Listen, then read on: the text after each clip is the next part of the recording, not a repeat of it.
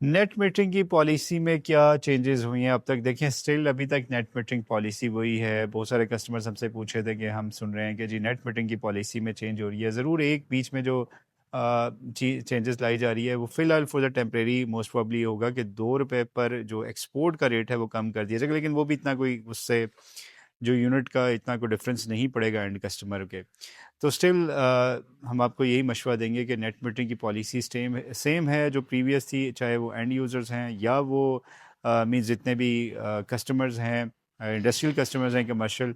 तो this is the right time कि आप नेट मीटरिंग की जो मौजूदा पॉलिसी है, क्योंकि ये अगर जो कोई भी एग्रीमेंट लेते हैं तो 7 साल तक की उसकी मुद्दत है, तो आप उससे इस्तेफ़ादा हासिल कर सकते हैं और अपने बिल जो है नेगेटिव में इंस्टॉल कर सकते हैं। और अगर आप किसी अच्छी कंपनी की तलाश में हैं सोलर सिस्टम की, तो आप ब्राइट ब्रदर्स का इंतखाब कर सकते हैं।